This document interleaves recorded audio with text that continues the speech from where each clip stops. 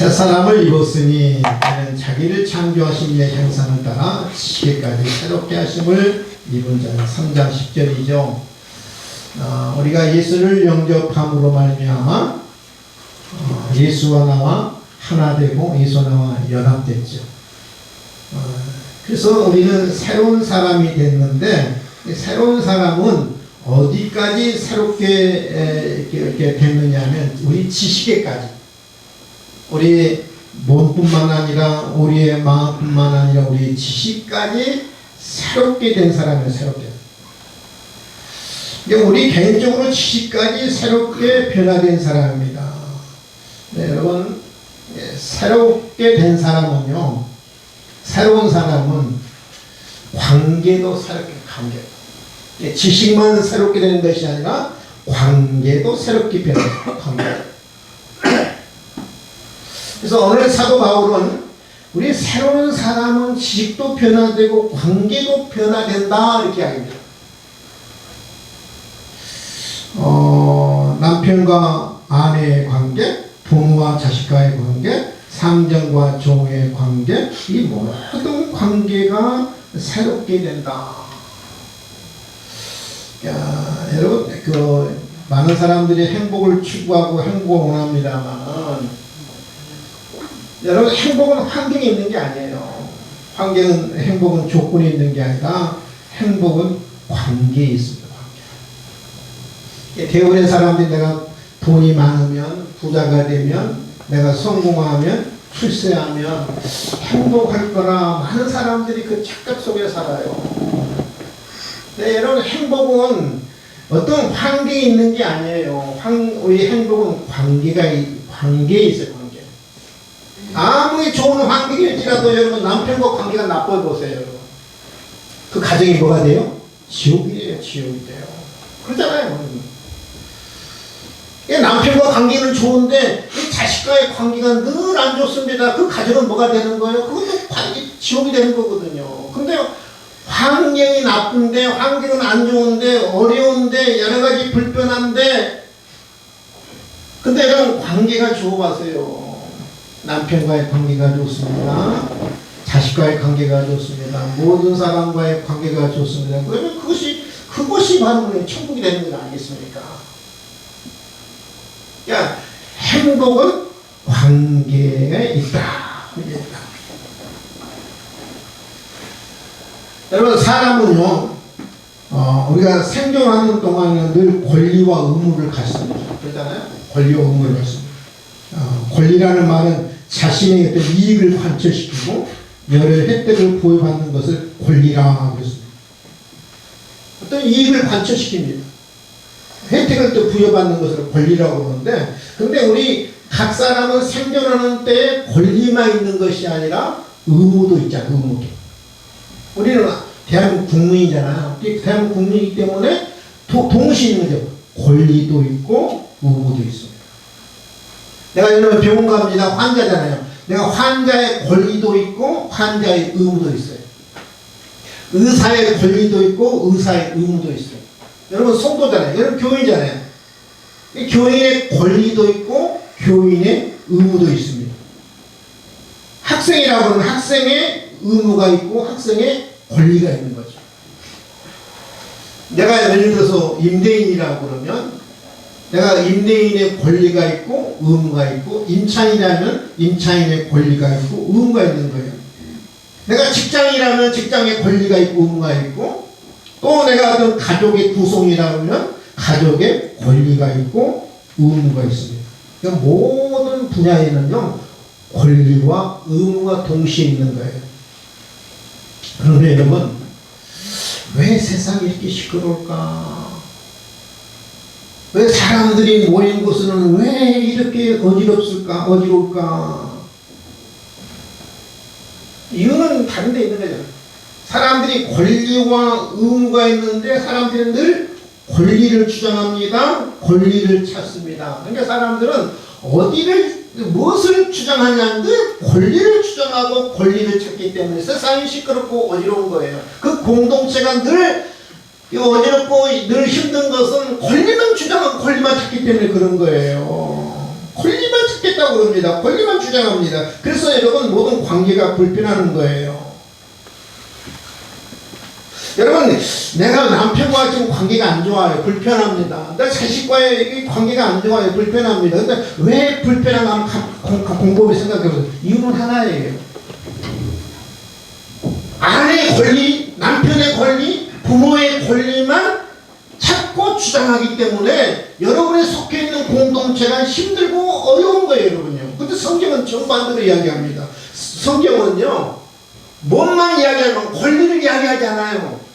권리를 주장하지 않습니다. 권리를 찾으라 말하지 않습니다. 이 성경은 정반대로 의무만 이야기하고 의무만 주장하고 의무만 찾으라고 이야기하고 있거든요. 오늘 성경은 그렇게 이야기하고 있거든요. 한번 볼까요? 새로운 사람은, 성숙한 사람은 권리를 주장하는 것이 아니라 의무를 생각하고 의무를 찾은 거예요. 보세요. 오늘 쭉 이야기합니다. 아내들 이야기합니다. 아내들아 남편에게 뭐하라? 복종하라. 의무만 이야기하더라. 그렇죠. 19절에 옵니다. 남편들아 남편의 그 의무만 이야기하거든. 권리를 이야기하지 않아요, 여러분. 사랑하며 괴롭게 하지 말라. 오늘 20절에 보면 자녀들에게 의무만 이야기하면 자녀들아 부모에게 순종하라 그럽니다. 21절에 보면서도 이 부모에게 또 의무만 이야기합니다. 부모들아 아비들아 노엽게 하지 말라 이렇게 이야기합니다. 그 다음에 종들에게도 의무만 이야기합니다. 종들아 순종하라. 눈가림 말지 말고 성실한 마음으로 하라. 죽게 하듯 하라. 종들에게 너 의무만 이야기하는 거예요. 또 여러분 상견들에게 이야기합니다. 상견 4장 1절에 보면 상견들아 의와 공평을 종들에게 베풀지니 이야기합니다. 이 성경은요 의무만 이야기 의무만. 의무만 주장하고 의무만 찾으라 이렇게. 그래야 여러분 그래야 새로운 사람은 관계가 이게 좋은 관계가 되는데 그래야 화목한 관계가 되고 좋은 관계가 되고 예수 믿는 사람다운 관계를 맺을 수 있는 거거든요. 오늘도 보면 뭐라고 해요? 제일 먼저 그랬죠. 아내들에게 아내들아 남편에게 복종하라. 의무만 해요. 아내 의무는 뭐냐면 복종이에요. 복종. 저는 성경을 보면서 아니 복종이라는 말은 여러분 군대 용어거든요. 군대 용어. 굉장히 이 순종과 복종은 다릅니다. 종에게는 무엇을 요구하냐면 순종을 요구하거든요. 종에게는 그러잖아요. 종들아 순종하라. 상인 순종하라. 그 다음에 이 자녀들도 순종을 요구합니다. 자녀들아 부모에게 순종하라. 여러분 순종과 이런 복종은 달라요. 이 순종은 자발적이고요. 긍정적입니다. 순종은 내가 원해서 하는 거예요. 자발적으로 하는 거예요. 순종이. 근데 복종은요 굉장히 강압적이고 억압적이에요. 굉장히 강압적이고 억압적입니다. 복종 군대 용어거든요. 무조건 복종해야 하는 거예요. 아내들에게 복종하라. 여러분 이게 남종여비 사상을 말하는 게 아니고요. 뭐 여자가 남자보다 뭐 부족하거나 열등하다는 말이 결코 아닙니다. 여러분 인격이나 권리에 면서 다 동등하죠. 남자는 동등합니다. 근데 복종을 요구해요. 희한하잖아요. 아니, 종에게는 순종을 요구하는데 한층 더 단계가 높은 강압적이고 억압적인 뭐냐 복종을 요구하거든요. 복종을 요구해요. 아니 목사님 남편이나 아내나 인격도 동등하다면서요. 권리도 동등하다면서요. 그런데 무슨 복종입니까? 이렇게 이야기하는 당연하잖아요. 여러분 인격이 동등하면서도 권리가 동등하면서도 복종은 이루어질 수 있어요. 여러분 우리의 본을 보여주신 분이 누구냐 하면은 삼위일체 하나님이잖아요. 성부의 하나님, 성자 하나님, 성령의 하나님은 여러분이 인격도 동등합니다. 권리도 동등합니다. 그런데 여러분 우리 예수님 보세요. 죽기까지 복종하셨잖아요. 능력도 동등합니다. 권리도 동등합니다. 인격도 동등합니다. 그런데 우리 예수님 뭐예요? 죽기까지 복종했잖아요. 동등하지만 복종할 수 있는 거예요. 우리 예수님이 그걸 본을 보여준 거예요. 그러니까 아내들에게 뭐냐 복종하라. 강압적이고 억압적이지만 이 복종하라. 복종하라. 왜 예수님이 하나님이 왜 아내들에게 아니 인격도 동등하고 권리 동등한데 복종을 요구할까? 창조의 질서상 그래. 창조의 질서상. 우리 하나님께서 우리 인간을 창조할 때 남자를 먼저 창조했어요? 여자를 먼저 창조했어요? 남자. 네? 같이 창조했어요? 아니에요. 하나님이 먼저 남자를 창조했어요. 남자를. 남자를 먼저 창조해 보니까 혼자 지내는 것이 별로 좋지 않아요. 독점하는 것이 별로 좋지 않아요. 아름답지 않아요. 그래서 이 아담을 깊이 잠들게 해서 갈비뼈 하나를 빼서 여자를 돕는 배필로 하나님이 여자를 창조했거든요. 그래서 이 창조의 질서가 뭐냐면 남자가 우선이고 여자가 나중이에요. 그래서 여러분 성경에 이렇게 이야기하거든요. 디모데전서 2장 10절 이는 아담이 먼저 지음받고 화가 그 후며 창조의 질서가 남자가 우선이기 때문에 남자에게 복종하라. 그다음 성경 고린도서 11장 3절에서 이 여자의 머리는 누구냐면 남자고 남자의 머리는 그리스도고 그리스도의 머리는 누구냐면 하나님이라고 그러더라고요. 근데 창조의 질서가 그래요. 창조의 질서가. 차별이 있다는 말이 아니라 인격에 어떤 차별이 있다는 말이 아니라 질서상 창조의 질서상 여자의 머리는 남자의 머리는 그리스도의 머리는 하나님이라고 이야기하거든요. 우리 현대인들에게는 오늘 젊은 친구들에게는 복종하라 그렇게 하면 목사님 지금 시대가 어느 시대인데 복종 이게 하란 말입니까? 현대인들에게 어떻게 어울리는 이 말씀을 생각하실까요? 정말 그럴까요? 정말 우리 현대인들에게 안 어울리는 여러분 용어일까요?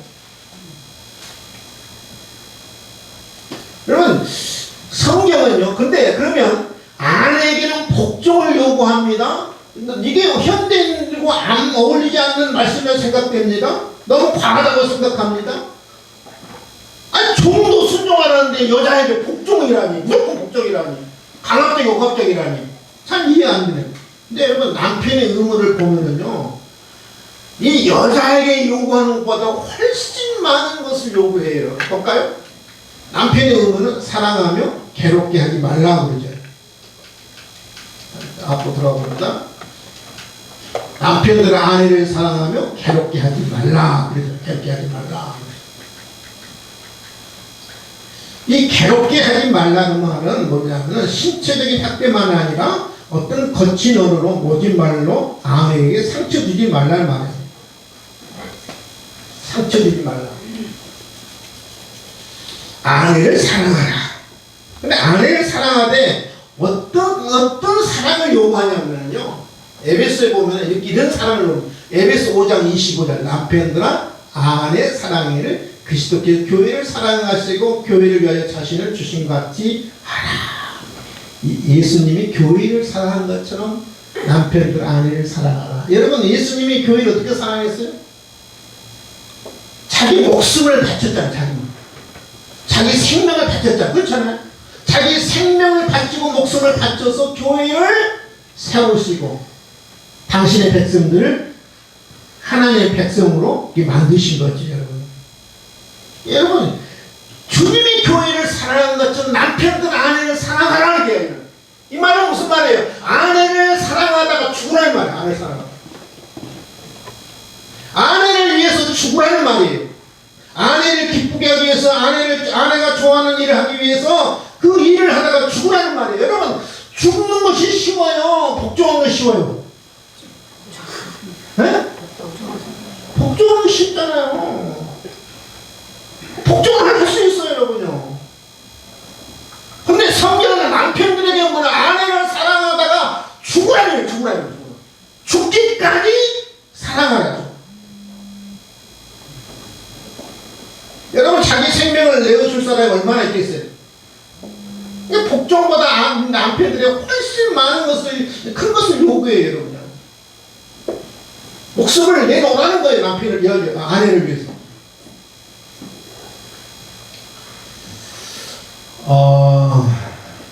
고추장하고요. 된장하고 사랑했답니다. 이 고추장하고 된장을 사랑해서 어디까지 갔느냐면 결혼까지 꼬리를 했어요. 첫날 밤 고추장이 된장에게 말합니다. 자기야, 나 자기한테 고백할 게 있어. 고추장이 된장한테 고백이다. 넌 뭔데? 무슨 얘기든 다 해. 내가 다 들어줄게. 그러니까 고추장이 정말 다 얘기도 돼? 된장이 뭐라 말합니까? 그럼 우리 이제 결혼한 사람이 괜찮아. 무슨 말인지 다 해. 내가 다 이해할 테니까. 이제 결혼한 사람이 남단도 아닌데 이제 부부인데 다 말해. 그러니까 이 고추장이 말합니다. 진짜 말해도 돼? 아 진짜 말해도 돼. 다 용서해줄게. 다 이해할게. 드디어 고추장이 입을 엽니다. 사실 나 말이야 수입고추야. 수입고추야. 이게 된장이 이렇게 말합니다. 어쩐지 맵더라. 어쩐지 맵더라. 그래서 수입고추에서 매웠구나. 이번에는 된장이 말합니다. 자기야, 사실 나도 솔직하게 고백할 게 있어. 이게 고추장이 말합니다. 뭔데?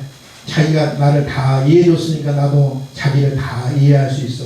무슨 얘기든 상관없으니까 말해봐. 된장이 머뭇거리니까 사실은 말이야. 사실은 말이야. 말을 하려고 하는데 말을 못하는 거예요. 이 고추장이 말해. 나 다 이해할게. 나도 자기는 나를 다 이해했잖아. 나 수입고추인데 말했는데 다 이해했잖아. 나도 다 이해할 때가 말해.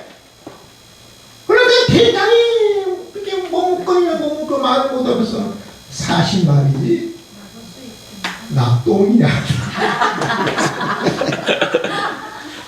나 똥이라는데. 제가 왜 이야기하냐면 사랑하는 아내가 여러분 똥이어도 남편의 의무는 뭐냐면 사랑하는 말이에요. 아멘? 이야기를 하는 거예요. 아내를 위해서 아내를 사랑하다고 죽으라는 말이에요. 죽도록 사랑하는 말이에요. 그러니까 죽는 것이 싫으냐 복종하는 싫으냐. 죽는 것이 훨씬 힘들잖아요. 여러분요. 내 의무만 하면 되는 의무만. 성령은 아니 아내를 사랑하는데 당신 날 사랑 안 해 이렇게 말하지 말고 복종만 하라는 거예요. 아내 의무는. 이게 남편은 아내를 향해서 당신께 복종을 하고 있는데 성경에 복종을 해야 했는데 왜 복종 안 해? 그렇게 말하지 말고 의무만 하라는 의무만 하라. 주님이 아내를 사랑하는 것처럼 사랑하라는 말이에요. 아멘? 의무만 하는 거예요. 성경은 의무만 주장하고 의무만 찾으라고 이야기해요. 그러면 관계가 회복된다는 거예요. 여러분 볼까요? 이 자녀의 의무는 순종이잖아요. 자녀들아 모든 일에 부모에게 순종하라. 이는 주 안에서 기쁘게 하는 것이라. 그러죠. 자녀의 의무는 순종이거든요. 더 나아가서 부모의 의무는 노엽게 하지 말라. 야비들아 너희 자녀를 노엽게 하지 말지니 낙심할까 함이라. 노엽게 한다는 말은 화나게 하지 말라는 말이에요. 격려하게 하지 말라는 거예요. 이 노엽한다는 말은 원문에 보니까 배가 항해하는데 바람을 없애버리는 거예요. 돛담배가 가야하는데 얘는 바람이 없애버리면 돛담배 못 가잖아요. 이 노엽게 하지 말라는 말은 무슨 말이냐면 항해하는데 바람을 없애버리는 거예요. 용기를 꺾어버리는 거죠. 자녀를 노엽게 하지 말라. 길을 꺾지 말라. 용기를 꺾지 말라. 자녀가 화가 나면 부모 때문에 화가 나면 격노하면 노여우면 이 길을 꺾어버리는 거예요. 용기를 꺾어버리는 거예요. 여러분 어떨 때 자녀들이 화가 나요? 여러분 다 겪어봤잖아요. 여러분 어떨 때 제일 화가 나는가요? 네? 대부분의 화가 나는 거 몇 가지가 있어요. 부모가 나를 인격체로 대하지 않는데 어떤 자기 어떤 부속물력이 인격체로 대하는데 하나의 인격체로 대하는데 마음대로 나와. 두 번째는 자녀들이 화나는 것은요, 이 감정을 이렇게 부모는 자녀에게 자기 감정을 쏟아놓는 하나의 쉿덩어리예요. 화가 나면 누구한테 분풀이 하느냐면 자식들 만만하잖아요. 남편들이 여러분 아내한테 화를 왜 내냐면요, 그 아내가 만만하니까 그런 거 만만하니까. 자기를 보는 감정이 휘토르게 예, 부모들이 자녀들을 자기 감정에 쉼터를 줘요. 화나면 누구한테 쏟아부어요? 응? 자신 쏟아부어요. 아내도 쏟아부어요. 저도 이제 요즘 반성을 많이 하는데 화나고 저도 뭐 다른 분들한테는 화를 잘 안 내는데 제 아내한테는 화를 잘 내더라고요. 그냥 제 감정이 휴식터예요. 제가 반성을 많이 합니다. 반성을 많이 하고 이 감정에 화가 왔을 때 휴식통이 있긴 있어야 하거든요. 휴식통. 어떻게 휴식통을 이 감정에 화를 쏟아볼 것인가. 긍정적으로 운동을 한다든지 여행을 한다든지 그때 조금 우리가 저도 좀 바꾸려고 노력합니다. 자녀들이 특히 화나면 여러분 감정의 휴식통으로 이렇게 여기면 자녀들이 분노하고 상처에 있는 말을 들을 때 언젠가는 그것이 자녀의 말로 상처를 주고 언젠가는 그 부메랑이 되다가 부모한테 돌아오고 교육적 차원을 넘어서 지나치게 징계할 때, 자녀에 대해서 무관심할 때, 지나친 관심을 갖는 것도 자녀들이 화가 나요. 내버려둬요. 특별히 자녀가 너무 이렇게 잘못된 일을 할 때 한마디 할 수 있구나. 자녀를 그냥 지켜보고 자녀를 위해서 기도해주고 그렇게 가이드 역할만 해야지. 부모가 너무 지나치게 간섭하는 것도 자녀가 화를 나. 또 너무 무관심한 것도 자녀가 화를 내게. 예, 자녀를 노엽게 하지 말라는 말이야.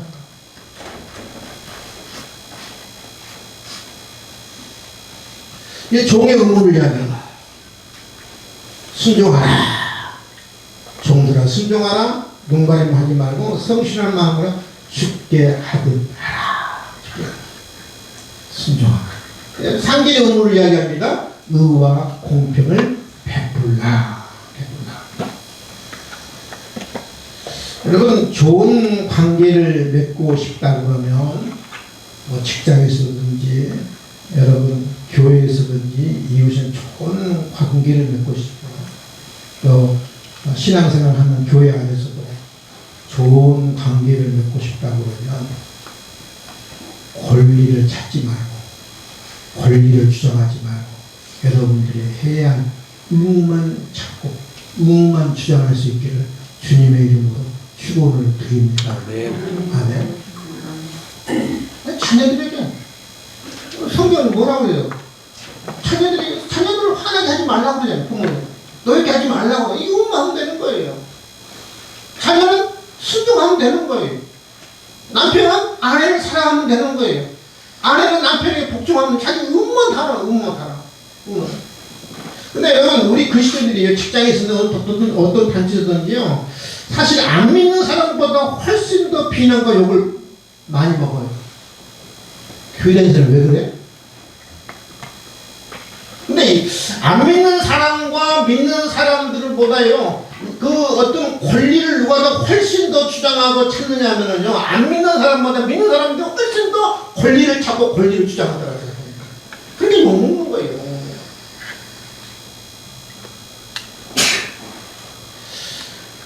여러분 어느 단체든지 어느 모임이든지 여러분 권리를 주장하고 권리를 찾기 전에 여러분은 해야 할 의무만 여러분 찾고 주장하면 의무만 행하시면 어떤지 여러분 좋은 관계를 맺을 수 있는 거예요.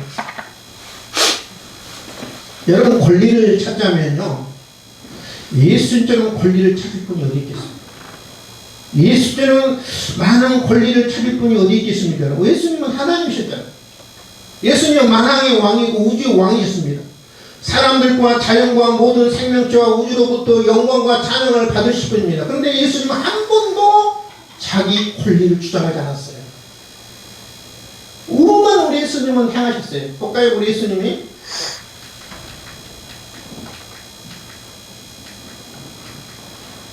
마태복음 2장 20장 18절이죠. 인자가 온 것은 섬김을 받으려고. 예수님이 무주의 왕이지만 만왕의 왕이지만 섬김을 받으러 온 것이 아니라는 거예요. 섬기기 왔다는 거예요. 자기 목숨을 많은 사람의 대속물로는 뭐예요? 대신해서 속죄에 제물된 것이 대속물이라. 자기 목숨을 많은 사람의 대신해서 죽기 위한 제물이 되기 위해서 이 땅에 오셨다고 해요.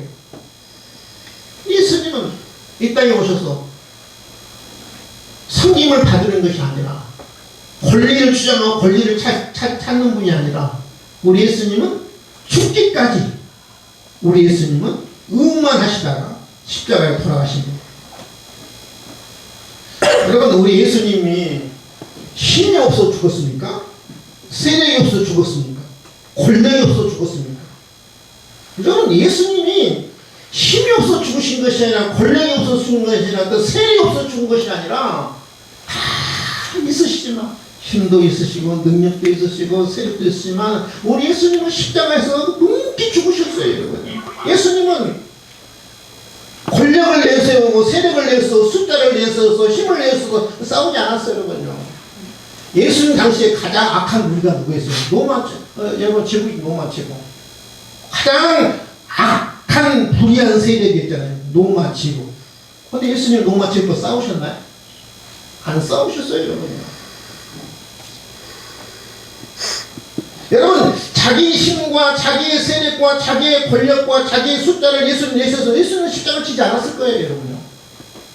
예수님이 숫자를 내세우지 않았고 권력을 내세우지 않았고 힘을 내세우지 않고 묵묵히 십자가에 죽으셨어요. 자기 의만 하시다가 죽으셨어요. 의만 하시다가. 이게 기독교예요. 이게 기독교예요. 기독교는 숫자를 내세워서 싸우는 종교가 아니고요. 기독교는 자기 힘과 권세를 내세워서 싸우는 종교가 아니고요. 권리를 내세우는 종교가 아니고요. 의만 하는 종교예요. 의만 종교. 억울해도 짓밟혀도 의만 참고 의만 주장하는 이 종교가 뭐냐? 기독교예요. 어두운 세상에서 빛을 드러내는 사람이 바로 누구냐면 성숙한 사람이고 쌀사람이에요. 권리를 주장하는 사람이 아니에요. 여러분요. 권리를 찾는 사람이 아니에요. 세상의 숫자와 힘과 권력과 세력을 갖고 숫자를 갖고 싸우는 종교가 아니에요. 십자가를 앞세우고 싸우는 종교가 아니에요. 여러분요. 인류 역사상 가장 기독교가 큰 죄를 졌던 것만 십자군전이에요. 십자군전. 우리 200년 동안 12세기부터 13세기까지 사람이 얼마나 죽은지 아세요? 무려 100만에서 500만까지 죽었다고 해요. 어떤 사람은 800만까지 죽었다고 해요. 십자가를 내세우고 십자가를 앞세우고 숫자를 앞세우고 칼을 앞세우고 명분은 갈사하죠. 성지회복이라는 거예요. 성지회복. 우리 8차례 여러분 원정 가잖아. 8차례 100만에서 800만까지 사람이 죽었어요. 십자가 죽는 때문에. 무엇을 앞세우다가? 숫자를 앞세우고 세력을 앞세우고 권력을 앞세우고 힘을 앞세우고 칼을 앞세우고 싸웠어요. 여러분요. 명분은 그럴싸해요. 성질을 회복하자. 어떻게 이교도들에게 어떻게 그 성질을 뺏길 수 있느냐. 기독교는 그렇게 싸우는 종교가 아니에요. 권리를 주장하는 종교가 아니에요. 여러분. 오늘 보니까 광화문에서 뭐 기독교 200만이 모이자고. 저는 차별금지법, 개별적인 차별금지법 저는 찬성합니다. 근데 포괄적인 차별금지법 저는 반대해요. 개인적으로 반대합니다. 그러나 저렇게 싸우는 게 아니에요. 힘을 앞세우고 세력을 앞세우고 궁중을 앞세워서 싸우는 게 기독교가 아니에요. 저렇게 조금만 여러분 악한 영이 침투하면요 무슨 십자가 전쟁이 되는 거예요. 기독교인들이 목사들이 이 영적으로 타락해가 부패해가지고 세력의 권력에 취해가지고 세력의 권력에 취해가지고 힘을 앞세우고 십자가를 앞세우고 싸우자는 거거든요. 우리 기독교는 그런 종교가 아니라고요.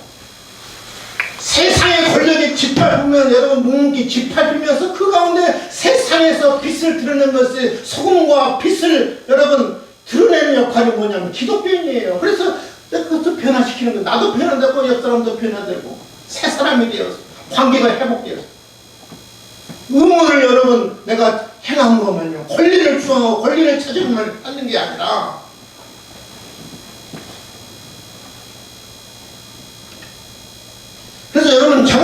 개인적으로는 화음 나고 싶어요. 그러나 기독교는 그렇게 싸우는 종교가 아니에요.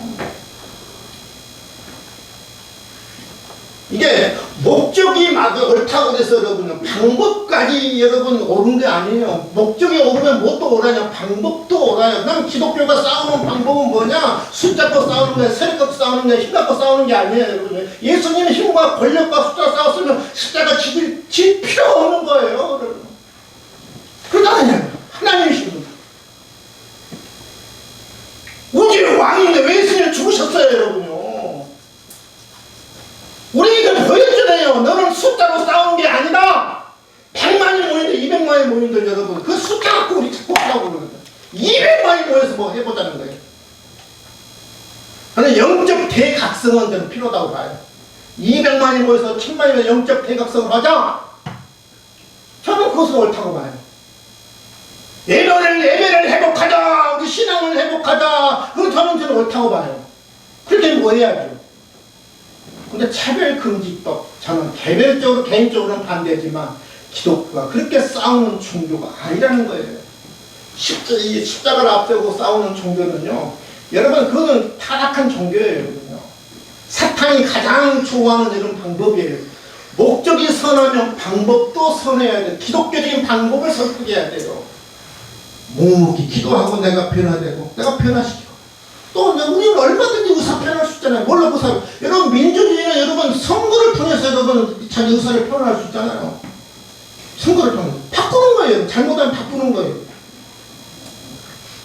그래서 저는 우리 성도들에게 광화문 가자 말 안 해요. 개별적으로 가고 싶으면 가세요. 저는 개별적으로 가는 거 얼마든지 갈 수 있다고 봐요. 개별적으로 갈 수 있어요. 그러나 교회 이름으로 기독교 이름으로 십자가를 앞세워서 숫자를 앞세워서 싸우는 것은 기독교적인 방법은 아니라는 거예요. 왜요? 우리 기독교는 성경 계속 이야기하잖아요. 의무만 해라. 의무만 주장해라. 의무만 찾아라.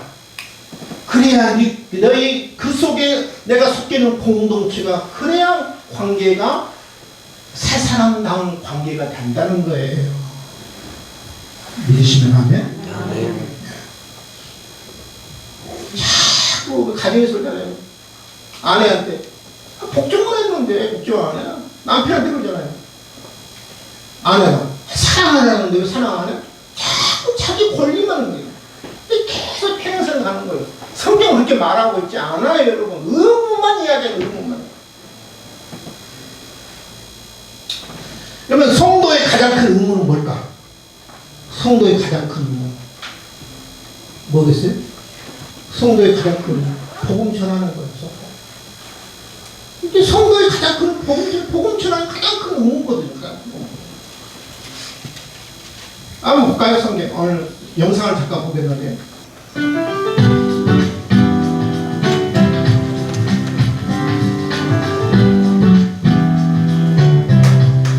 20세기 초 미국 서부의 작은 도시에서 일어난 일이라고 합니다. 어느 날 10살 정도의 남자아이가 $1를 손에 꼭 쥐고 거리에 있는 상점마다 들어가서 이렇게 물었습니다. 안녕하세요. 혹시 하나님을 파시나요? 이 황당한 질문에 가게 주인들은 안 판다고 말하거나 또는 아이가 장사를 방해한다고 생각해서 매몰차게 내쫓기도 했습니다. 해가 점점 지고 있었지만 아이는 끝까지 포기하지 않았고 69번째 가게에 들어갔습니다. 안녕하세요. 혹시 하나님을 좀 파시나요? 가게 주인은 60이 넘은 머리가 하얀 노인이었습니다. 그는 미소를 지으며 아이에게 물었습니다. 얘야, 하나님은 사서 무엇하려고 그러니?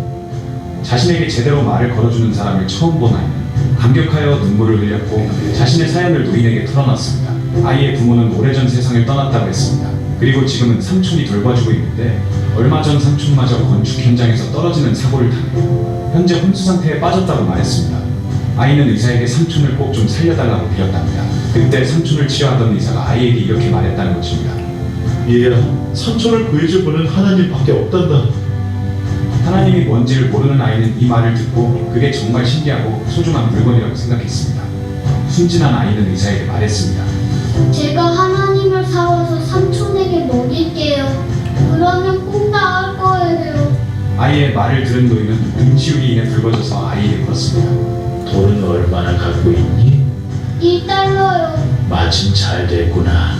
하나님은 딱 1달러거든. 노인은 아이의 돈을 받아 선반에 있던 하나님의 키스라는 음료수를 건네주었습니다. 그리고 아이에게 이렇게 말했습니다.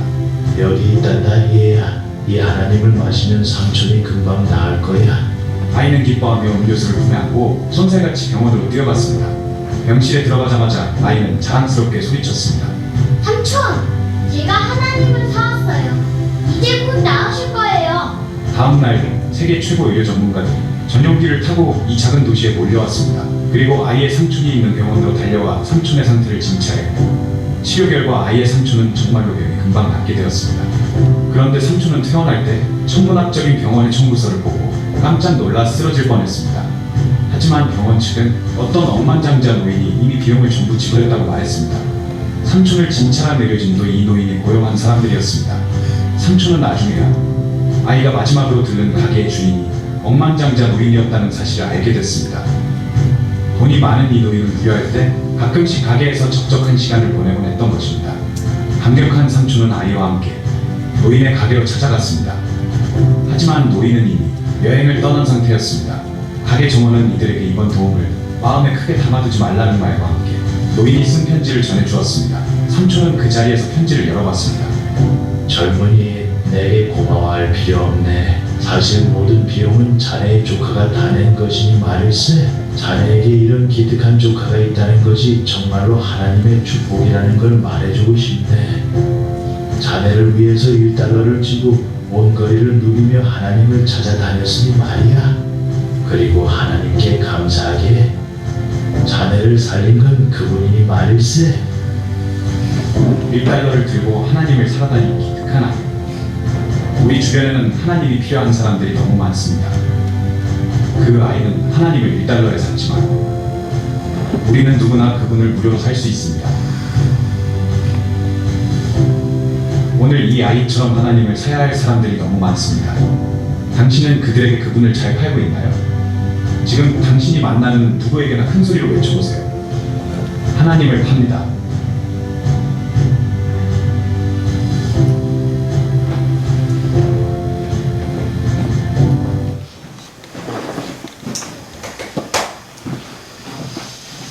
우리 주변에 하나님을 필요로 하는 사람이 너무 많다는 거죠. 우리가 성도의 가장 큰 의무는 전도하는 의무입니다. 복음을 전하는 의무입니다. 그런데 한 주밖에 안 남았거든요. 우리가 오늘 수강사 주일인데 한 주 남았지만 이 어린아이처럼 하나님이 필요한 사람 우리 주변에 꼭 많을 겁니다. 들어가서 예수님을 파시고 하나님을 팔아서 다음 주에 축제가 있는 그런 수감사 주일 될 수 있기를 주님의 이름으로 축원을 드립니다. 아멘. 하나님 아버지 감사와 찬송과 영광을 올려드립니다. 하나님의 새로운 사람은 관계가 변화됩니다. 새롭게 관계가 변화됩니다. 남편과 아내의 관계, 아내와 남편의 관계, 부모와 자식과의 관계, 자식과 부모의 관계, 어떻게 하면 좋은 관계를 맺을 수 있겠습니까? 하나님, 의무를 주장하고 의무만 찾으라고 이야기합니다. 권리를 주장하고 권리를 찾는 것이 아니라 의무만 주장하고 의무만 찾으라고 말씀하고 있습니다. 아내를 사랑하고 아내는 남편에게 복종하고 자녀는 부모에게 순종하고 부모는 자녀에게 노엽게 하지 말라. 이 의무만 이야기하고 있습니다. 하나님, 우리가 권리를 찾고 권리를 주장하기 전에 우리는 늘 의무만 생각하고 의무만 주장하고 의무만 찾음으로 말미암아 가족의 관계들이 나와 하나님 연일해서 사랑하는 모든 관계들이 하나님 정말 새로운 관계, 예수 믿는 사람다운 그런 관계들이 맺을 수 있도록 저희들을 축복해 주시옵소서. 성도의 가장 큰 의무는 복음을 전하는 것입니다. 하나님 전도하는 것입니다. 새 생명을 얻는 것입니다. 다음 주에 하나님 우리 영혼 추수감사 주일을 지키는데 하나님 우리 모든 성도들이 일주일밖에 남지 않았지만 일주일 동안 이 일을 위해서 우리가 기도하고 찾고 하나님 우리가 많은 사람들을 향해서 우리 마음이 열릴 수 있도록 하나님을 팔 수 있도록 예수님을 팔 수 있도록 예수님을 필요한 사람들에게 예수님을 팔 수 있는 저희들에게 은혜를 허락해 주시옵소서. 감사하며 예수님의 이름으로 기도하옵나이다. 아멘.